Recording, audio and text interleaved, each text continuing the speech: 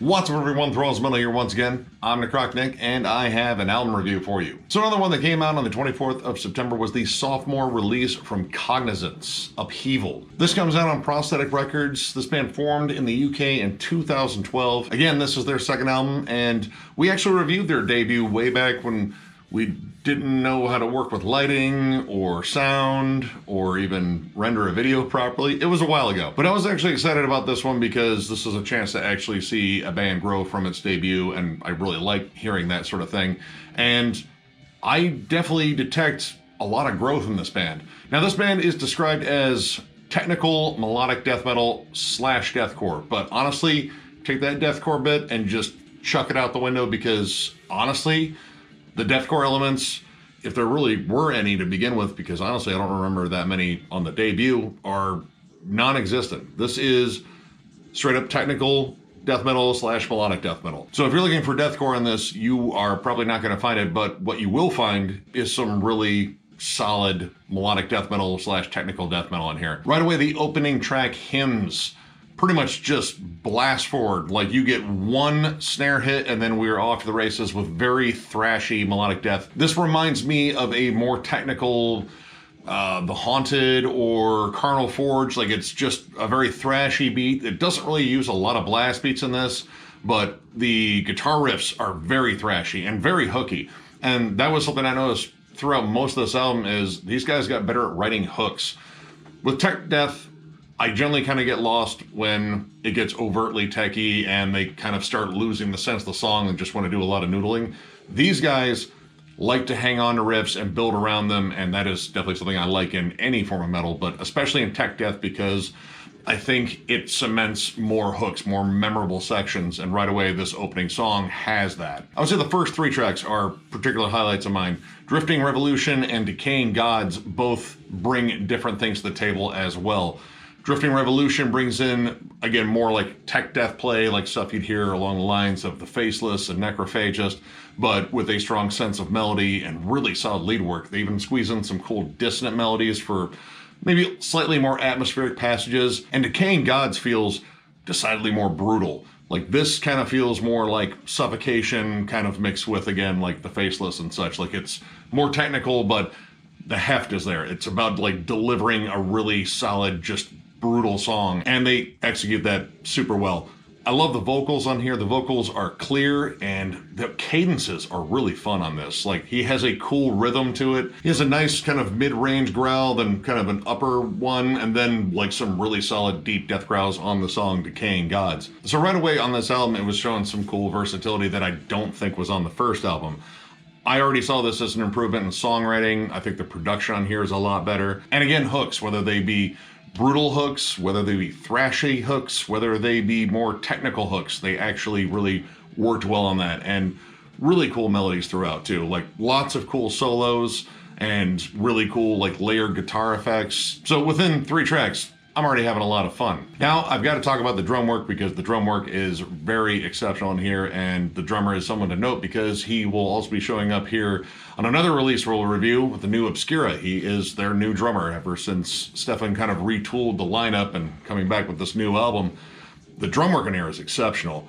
Really, really smooth drum work, great blast beats, great transitions and fills, and he has a lot more than just blast beats and stuff. Like, there's a lot of cool polyrhythmic stuff on here. There's really cool breakdowns, lots of cool like galloping sections. He definitely propels the songs along at like a breakneck pace, but he can also slow it down. Definitely similar to stuff you'd hear in like Decrepit Birth for sure. And again, keeps it kind of fun and interesting, and his drums are really mixed well too. Now, when it came down to like looking for stuff that was more melodic death metal on here, that was a little bit harder to find. I do think this is very melodic, but in terms of like, you know, melodic death metal, I think there's a certain sound, and I did find some parts in Fever Dream and Forbidden Alchemy that definitely sort of rang out as like classic mellow death sort of stuff, like a little bit of Dark Tranquility or At the Gates, except, you know, played blazingly fast. But honestly, as much as this is a very fast release, like it's high octane, this band isn't afraid to just settle down into some killer grooves and just let you bang your head. And I kind of like that when tech death kind of just pumps the brakes on the techie aspects and just lets a riff sink in. I'm probably going to labor that point a lot because that is something I like about metal bands in general, again, but tech death sometimes forgets that, and this band did not, and I really appreciated it. Now, while this album is kind of like a riff-a-minute style, which that is to be expected of tech death, kind of regardless of how you approach it, that is just generally the thing, it doesn't feel like riff salad. It doesn't feel like it's just kind of thrown in the bowl with a bunch of riffs and not constructed to form a song. These songs flow really well. They don't feel like they have any like knee-jerk transitions or just kind of wonky ones that like, yeah, you did that for the sake of being technical.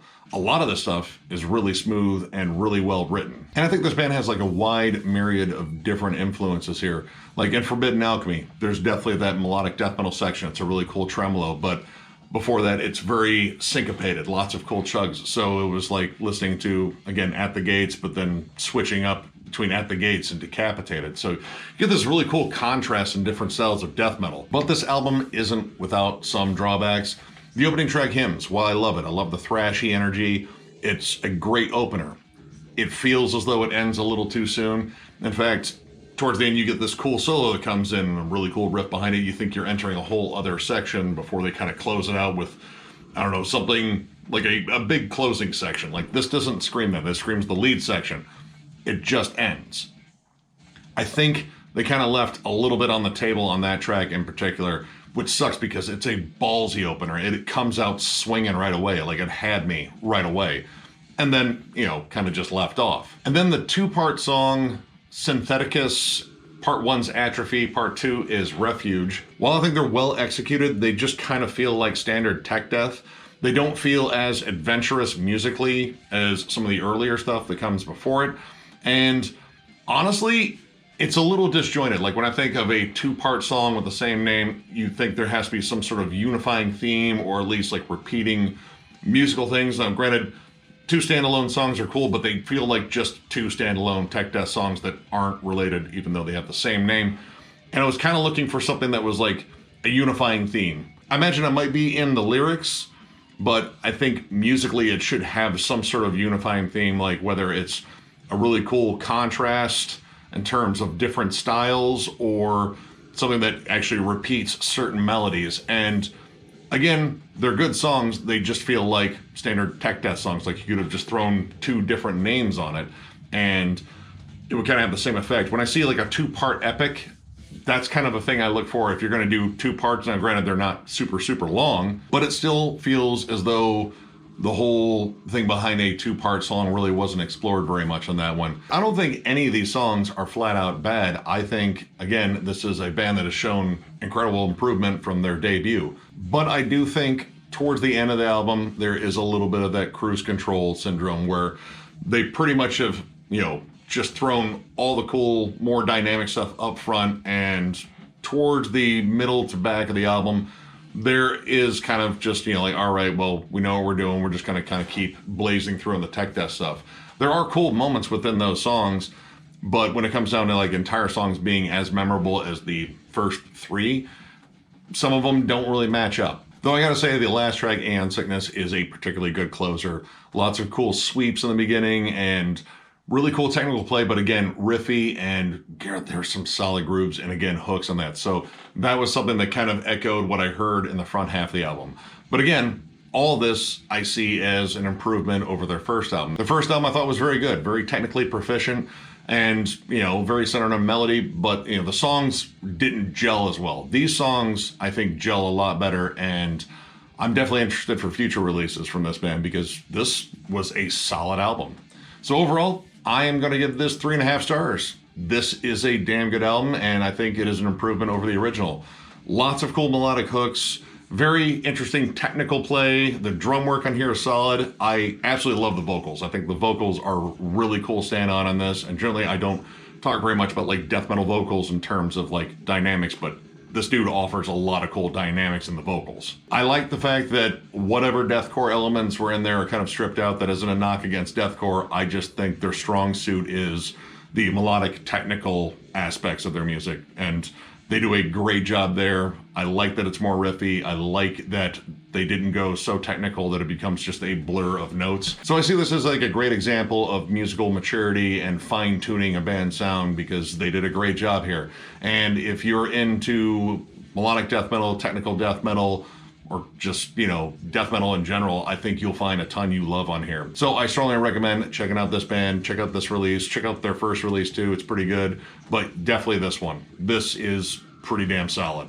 So if you enjoyed this review, give it a thumbs up, and if you are new to the channel, subscribe, because we do stuff like this all the time. We're also on Patreon. If you'd like to help us out, there will be a link down below. There will also be a link for our giveaway. Once we hit 7,500 subs, we are going to give away a stack of 8 CDs, including the new Cannibal Corpse album, and we are almost at the 7,300 mark. Thank you guys so much.